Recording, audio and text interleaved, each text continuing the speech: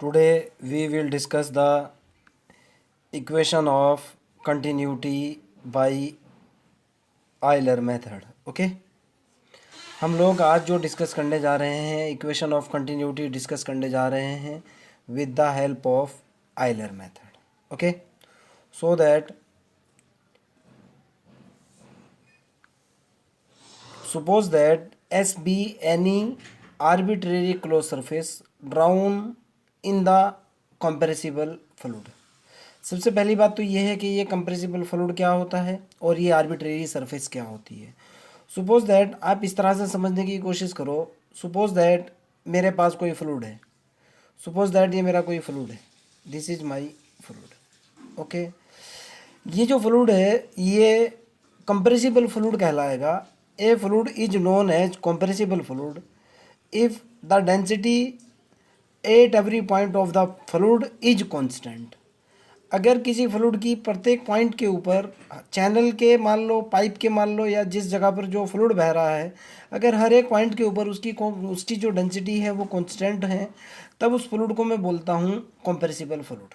Okay, मैं कहना चाह रहा हूँ सपोज दैट ये फ्लूइड है.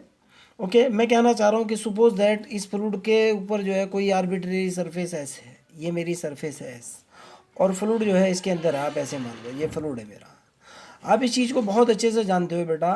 फ्लूइड जो मूव करता है वो 3D के अंदर मूव करता है. इन जनरल फ्लूइड जो है किसी ना किसी सरफेस पर बहता है, और अगर सरफेस पर बहता है तो उसकी लंबाई भी होती है, चौड़ाई भी होती है, ऊंचाई भी होती है, यानी वॉल्यूम इनक्लोज करते हुए चलता है.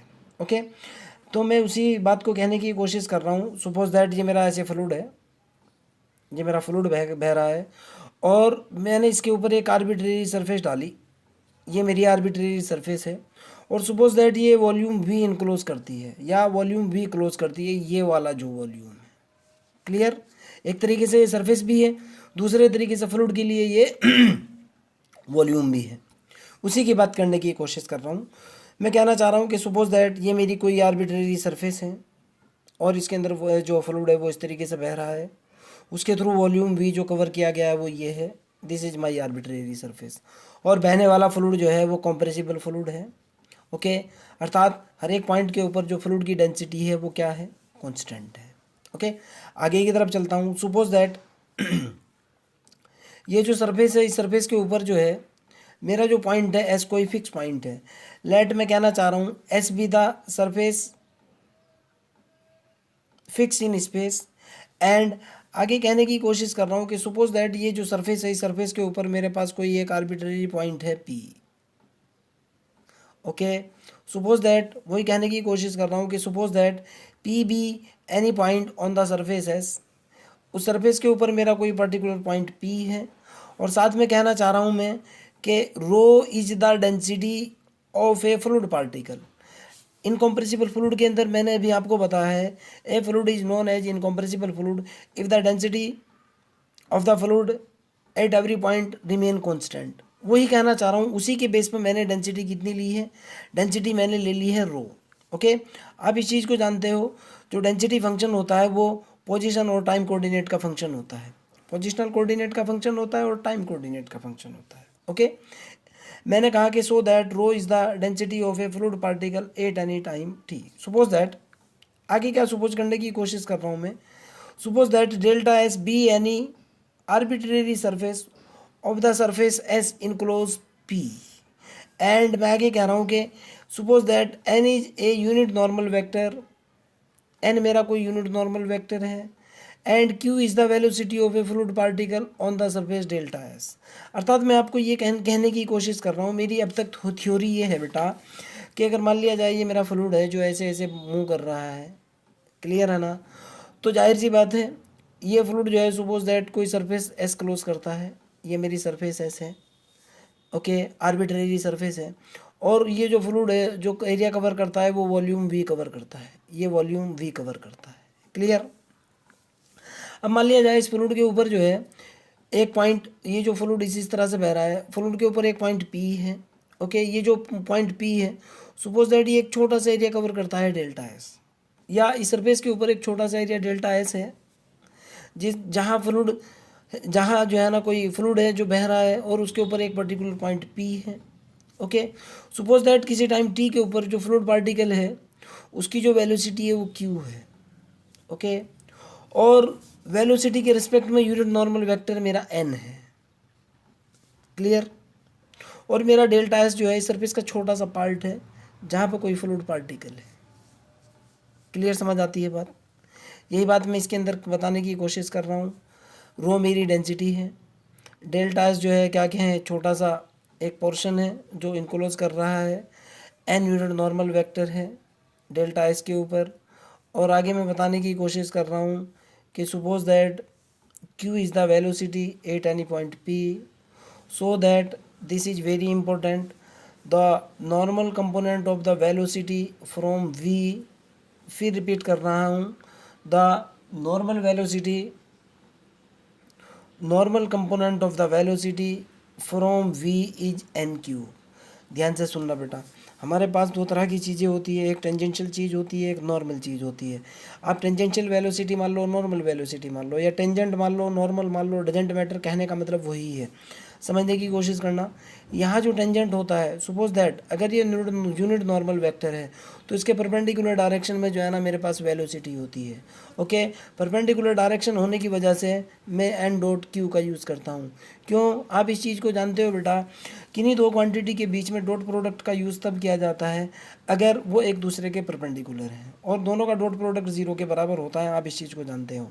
दो क्वांटिटी के बीच में इसको क्रॉस प्रोडक्ट का यूज़ उस वक्त होता है जब उनकी डायरेक्शन किसी एक क्वांटिटी की डायरेक्शन फिक्स हो। ओके, अर्थात मेरे पास इनकॉम्प्रेसिबल फ्लूइड है और सरफेस नॉर्मल होने की वजह से दोनों के बीच में जो यूज़ करूँगा एन डॉट क्यू का ही यूज़ करूँगा। ओके, आगे की तरफ चलते हैं।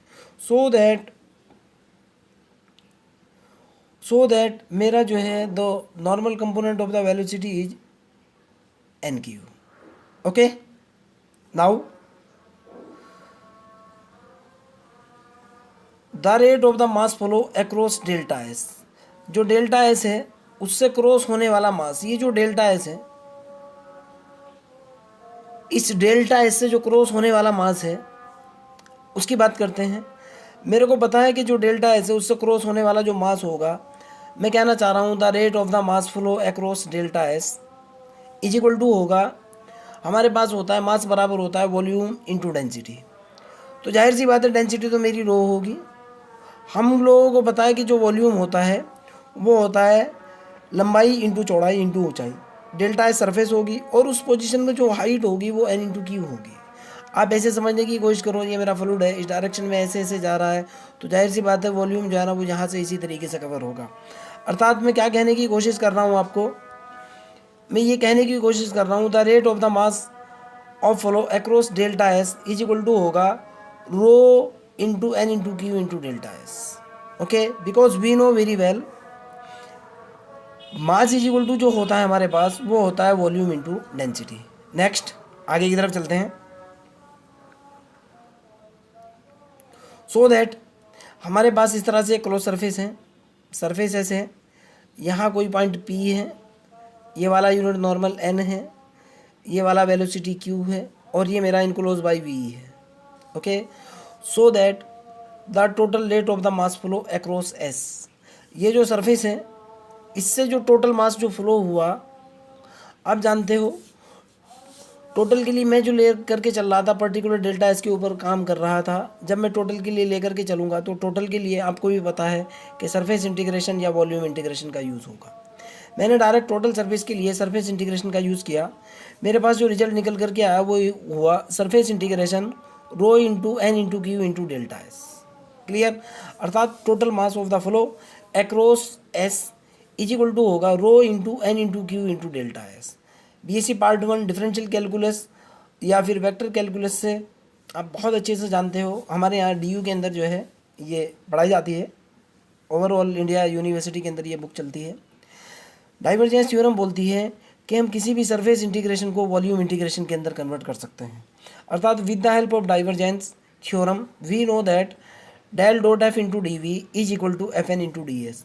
डाइवर्जेंस थ्योरम क्या बोलती है बेटा कि अगर मेरे पास जो सरफेस इंटीग्रेशन है और उसके साथ कोई भी, जैसे ये फोर्स के लिए यूज़ कर रहा हूँ मैं, एफ़ यूज़ कर रहा हूँ, या कोई भी चीज़ ले लो, कोई दूसरी क्वांटिटी है, del dot F del dot F into D V is equal to होता है F into N into D S, यानी यूनिट नॉर्मल वेक्टर को छोड़ करके डाइवर्जेंस लगाया जाता है उस जो दूसरी क्वांटिटी होती है उसके साथ, और ये जो सरफेस इंटीग्रेशन होता है ये कन्वर्ट होता है वॉल्यूम इंटीग्रेशन के अंदर। ओके, मैंने डायरेक्टली इस थ्योरम का यूज़ किया, डाइवर्जेंस थ्योरम का, तो जाहिर सी बात है मेरी जो, देखना बेटा, मेरी जो ये सरफेस चेंज हुई, जो rate of the mass on the surface था, surface integration rho into N into Q into D S. ध्यान से देखना बेटा, यहाँ एस है, एफ है, एन है, एस चेंज हुआ वी के अंदर, एफ चेंज हुआ डेल डॉट एफ के अंदर, तो जाहिर सी बात है यहाँ जो है ये एस चेंज हुआ वी के अंदर।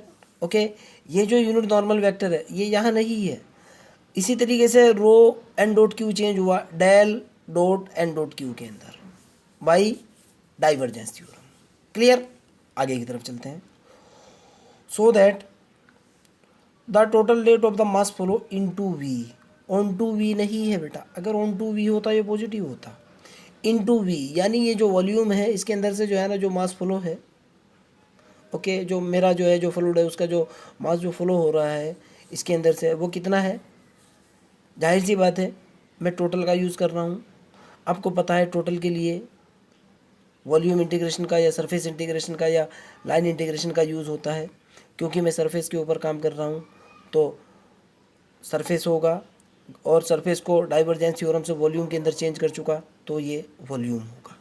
क्लियर, इस इनटू की वजह से मेरे पास निशान आया negative. Okay, total rate of the mass of flow की वजह से मेरे पास लगा वॉल्यूम इंटीग्रेशन। आगे की तरफ चलते हैं।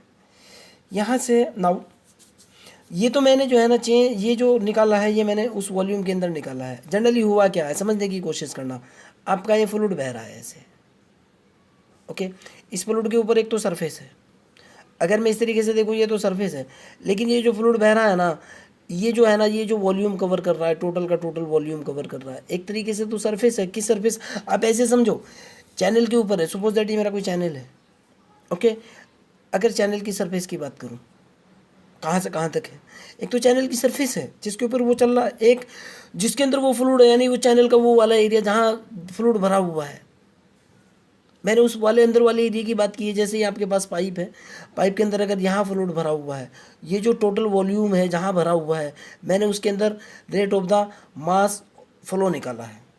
समझ आती है मेरी बात? फिर बता रहा हूँ, ये आपका जो है ना ये कोई सपोज दैट ये आपका कोई चैनल है या पाइप है, इसके अंदर फ्लूइड ऐसे भरा हुआ है पूरे के अंदर। भाई एक तरीके से जो है ना जो जिस एरिया के अंदर मैं थोड़ा सा एरिया उठाया, थोड़ी सी सरफेस उठाई, वो जो थोड़ी सी सरफेस उसका पाइप का थोड़ा सा एरिया उठाया जिसके अंदर फ्लूइड भरा हुआ है, वो पूरा वॉल्यूम की तरह ट्रीट होगा। मैं उसके अंदर मास ऑफ फ्लो निकाल रहा हूँ। अब मैं उसका जो ये जो मैंने चैनल उठा रखा है, चैनल के अंदर सपोज दैट ये मेरा चैनल है, चैनल के अंदर ये जो सरफेस है, अब मैं सरफेस के ऊपर मास ऑफ फ्लो की बात करूँगा। Okay, now mass total rate of mass of flow into V is equal to ये हो चुका। Now the mass of the flow within the surface s at any time t. Listen carefully. अब मैं बात करने जा रहा हूँ किसकी, ये जो सरफेस है इसकी, ये जो सरफेस है इसकी बात करने जा रहा हूँ, ये वाली जो सरफेस है। अब अंदर वाली वॉल्यूम की बात नहीं कर रहा हूँ, यानी लंबाई और चौड़ाई की बात कर रहा हूँ, इस सरफेस की बात कर रहा हूँ, ये वाली जो सरफेस है। ओके, इसके अंदर से आप इस तरीके से समझने की कोशिश करो बेटा, जैसे ये मेरी उंगली है, ये जो आपको दिख रही है, ये जो सरफेस है, सरफेस के ऊपर से वॉल्यूम ये जो फ्लूइड किस तरीके से बह रहा है और सरफेस के अंदर किस तरीके से बह रहा है, मैंने सरफेस के अंदर वाला कैलकुलेट किया है। अभी तक जो मैंने कैलकुलेट किया है rate of the mass of the flow, वो सरफेस के अंदर वाला कैलकुलेट किया है। ओके, अब सरफेस के ऊपर उसका सिचुएशन क्या है, उसकी पोजीशन क्या है, मैं उसकी बात करने जा रहा हूँ। ये मैंने इनटू वॉल्यूम, क्लियर है ना? Now mass of the fluid within the surface S at any particular time T.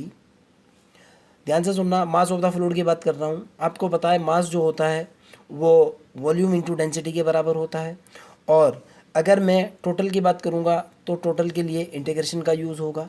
Clear है ना? और यहाँ बेटा ये माइनस का निशान नहीं है, ये मैंने गलती से लगा दिया है। ओके, सो दैट, और मैं इस चीज़ को जानता भी हूँ, मास इज इक्वल टू जो होता है वो होता है डेंसिटी इंटू वॉल्यूम। क्लियर। आगे की तरफ चलते हैं। यहाँ से मेरे पास जो निकला, सो दैट मैंने मास निकाला, मास निकालने के बाद उसकी टोटल रेट निकालने की कोशिश कर रहा हूँ। और आप इस चीज़ को बहुत अच्छे से जानते हो, बीएससी पार्ट 1 के अंदर, थर्ड ईयर के अंदर, सेकंड ईयर के अंदर, 11th-12th के अंदर आपने बहुत अच्छे से पढ़ा है कि जहाँ भी रेट वाली बात होती है वहाँ dt का यूज़ किया जाता है। ओके, मैंने डायरेक्टली रेट निकालने की कोशिश की, सो that the total rate of the mass increase in S. Surface की बात कर रहा हूँ, ये जो मेरी सरफेस है, ये जो मेरी सरफेस है इसकी बात कर रहा हूँ, ये जो वॉल्यूम है इसकी बात नहीं कर रहा हूँ। Total rate of the mass increase the surface S. Okay, यानी सरफेस के अंदर जो मास जो है वो किस तरीके से इंक्रीज़ हो रहा है उसकी बात कर रहा हूँ। आपको पता है कि रेट के लिए हमेशा डी ओवर डी टी या डेल ओवर डेल टी का यूज़ किया जाता है। So that del over del T, इसके अंदर मैंने डेल ओवर डेल टी का यूज़ किया। ये जो मेरे पास था जो सरफेस के अंदर जो फ्लूइड था इसके अंदर मैंने डेल ओवर डेल टी का यूज़ किया। और डेल ओवर डेल टी का यूज़ करने के बाद मेरे पास जो रिजल्ट निकल कर के आया, ये निकला del over del T rho into D V. Okay, और यहाँ से ये सीधा सीधा निकल गया volume integration D rho over D T into D V. Clear. So that ये जो मेरे पास निकला हुआ है ये सरफेस के ऊपर निकला हुआ है। देखो फिर बता रहा हूँ, मैं सरफेस की बात कर रहा हूँ। मैं ये जो निकला है मेरे पास, ये जो निकला हुआ है ये सरफेस के ऊपर है, एस के ऊपर। और वॉल्यूम के ऊपर जो मेरे पास जो निकला हुआ है, वॉल्यूम के ऊपर मेरे पास निकला हुआ है इनटू द वॉल्यूम। वॉल्यूम के ऊपर निकला हुआ है मेरे पास ये rate of the mass of flow. Volume के ऊपर ये है rate of the mass of the flow. Surface के ऊपर जो है सीधा सीधा आपको पता लग चुका ये है। अब एक बात बताओ भाई आप, ओके, अगर मैं टोटल की बात करूँगा तो जाहिर सी बात है ये मेरा ये मेरा सरफेस वाला है, ये मेरा वॉल्यूम वाला है, ये वाला। ओके, अब मान लिया जाए मेरा जो फ्लूइड है, suppose that this is very important point. मैं कहना चाह रहा हूँ कि सपोज दैट द फ्लूइड एक ऐसे रीजन के अंदर है जिसके अंदर नो सोर्स नो सिंक है। अर्थात फ्लूइड जो है एक ऐसे कंटेनर के अंदर है या एक ऐसे सोर्स के अंदर रखा हुआ है या एक ऐसे चैनल के अंदर रखा हुआ है जिसके अंदर से जो है ना तो कोई सोर्स है ना कोई सिंक है। यानी ना तो फ्लूइड उसके अंदर कोई दूसरा फ्लूइड आ रहा है, ना फ्लूइड उसके अंदर से बाहर आ रहा है, ना अंदर जा रहा है। Okay, no source no sink का मतलब ये निकलता है कि फ्लूइड जो है ना तो बाहर की तरफ जा रहा है ना अंदर की तरफ जा रहा है। Okay, then from the law of conservation of the mass we know very well, जो सरफेस का रेट ऑफ द मास होगा जाहिर सी बात है वो वॉल्यूम के रेट ऑफ द मास के बराबर होगा। क्यों? उसके ऊपर जो है ये मेरी अगर जो है ना सपोज दैट ये मेरा चैनल है, अगर मैं चैनल की बात करूँ, ये मेरा चैनल है, इसके अंदर भरा हुआ है फ्लूइड, बाहर नहीं निकल रहा है ना बाहर से अंदर जा रहा है। ओके, उसी की बात कर रहा हूँ। So that suppose that the region V of the fluid contains no source no sink, यानी ना आउटसाइड से अंदर जा रहा है ना इनसाइड से आउटसाइड जा रहा है। So that by the conservation of the fluid of the mass the rate of increase of the mass of the fluid within surface within the volume v is equal to rate of the fluid of the mass within surface s। ये s है। Okay, so that by the conservation law of conservation of the mass the rate of the increase of the mass within the v is equal to rate of the mass within the s, यानी surface वाला change volume वाले change के बराबर होगा। Okay, so by equation 1 and 2, ये मेरे पास equation number 2 थी, ये मेरे पास इक्वेशन नंबर 1 थी, मैंने दोनों को इक्वल कर दिया। और इक्वल किससे किया? Law of conservation of mass से। ओके, अब मैंने क्या किया, ध्यान से सुनना, इस वाली ये भी वॉल्यूम इंटीग्रेशन है, वॉल्यूम इंटीग्रेशन है, इसको इधर लेकर के गया, ये मेरे पास हुआ volume integration D rho over D T into D V is equal to minus volume integration rho into del into rho into V rho into Q into D V. इसको इस तरफ लेकर के गया, डी वी मैंने common ले लिया, ये डी वी मैंने कॉमन निकाल लिया, ये मेरे पास हुआ volume integration D rho over D T plus del dot rho into Q into V is equal to 0। Okay, so that this is the equation. और आगे की तरफ चलते हैं। ये मेरे पास जो निकल करके आ रखा है बेटा, ये जो निकला हुआ है, ओके, ये एक थोड़े से सरफेस और थोड़े से वॉल्यूम के लिए निकाला है। मैंने एक फ्लूइड के ऊपर एक आर्बिट्रेरी सरफेस लिया था, और आर्बिट्रेरी सरफेस लेने के बाद जो है फिर मैंने वॉल्यूम का यूज़ किया था, आपके सामने है। ओके, तो टोटल वॉल्यूम के लिए मैं इसको इंटीग्रेट करूँगा, ये मेरा टोटल वॉल्यूम है। अगर मैं टोटल वॉल्यूम के लिए इसको कैलकुलेट करूँगा तो जाहिर सी बात है मैं इसको इंटीग्रेट करूँगा। मैंने इसको इंटीग्रेट किया, इंटीग्रेट करने के बाद मेरे पास जो रिजल्ट निकल कर के आ गया यहाँ से, देखो जाहिर सी बात है, आप समझने की कोशिश करो, इससे ये कैंसिल हो जाएगा। ओके, मेरे पास निकल कर के आएगा D rho over D T plus के del rho into Q. Okay, यही निकलेगा, मैंने इसी का यूज़ किया, सो दैट मेरे पास निकला D rho over D T plus del dot rho into Q is equal to 0, and this is known as equation of continuity for the conservation of the mass. Clear? आगे की तरफ चलता हूँ। Now अब मैं ये कैलकुलेट करने की कोशिश कर रहा हूँ। ओके, ये वाला जो पोर्शन है मैं कैलकुलेट करने की कोशिश करूँगा।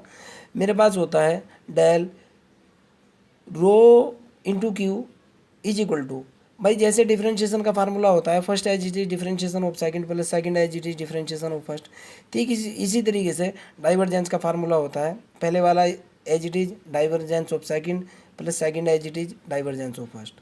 ओके, मैंने इसी कंसेप्ट का यूज़ किया। मेरे पास इसकी वैल्यू मैंने डायरेक्टली यहाँ डाली, इसकी वैल्यू डाली मैंने, और मेरे पास जो रिजल्ट निकल करके आया, जाहिर सी बात है ये निकला del rho over del T as it is rho del Q plus Q del rho. Now दो important case for incompressible fluid. अभी तक हमारे पास कॉम्प्रेसिबल फ्लूइड था, इनकम्प्रेसिबल फ्लूइड या हेट्रोजीनियस फ्लूइड के लिए हमारे पास डेल डॉट क्यू 0 होता है। अगर इनकम्प्रेसिबल फ्लूइड होगा तो ये वाला पोर्शन 0, और जब ये वाला पोर्शन 0 होगा तो ये बचेगा और ये बचेगा, एंड सो दैट मैं कह भी रहा हूँ divergence of Q is equal to 0। And for heterogeneous, ये इनकम्प्रेसिबल नहीं है, फॉर कॉम्प्रेसिबल फ्लूइड और हेट्रोजीनियस, मैंने अभी आपको बोला था बेटा कि कॉम्प्रेसिबल फ्लूइड के लिए हमारे पास जो डेंसिटी होती है वो कांस्टेंट होती है। भाई जब डेंसिटी कांस्टेंट होती है, किसी कांस्टेंट का किसी वेरिएबल के रिस्पेक्ट में अगर डिफरेंशिएट करूँगा तो 0 आ जाएगा ना। ओके, तो कॉम्प्रेसिबल फ्लूइड के लिए जो है ये इन नहीं है। कॉम्प्रेसिबल फ्लूइड के लिए डेंसिटी हमेशा कांस्टेंट होती है, और किसी कांस्टेंट का डिफरेंशिएशन किया तो मेरे पास D rho over D P या डी क्यू या डी टी या डी एक्स या डी वाई इक्वल टू 0 आ जाएगा। तो इस सिचुएशन में मेरे पास रिजल्ट जो निकल करके आएगा, ये D rho over D T 0 हो जाएगा, और जब D rho over D T मेरे पास 0 हो जाएगा तो ये वाला पोर्शन तो ख़त्म। कॉम्प्रेसिबल फ्लूइड के लिए इक्वेशन ऑफ कंटिन्यूटी ये होती है। क्लियर? इनकम्प्रेसिबल फ्लूइड के लिए इक्वेशन ऑफ कंटिन्यूटी का ये वाला पोर्शन होता है, ये नहीं होता है, प्लस ये होता है, इज इक्वल टू 0 के बराबर होता है। आपका कोई डाउट हो, कोई प्रॉब्लम हो, you can directly ask me. Okay, bye.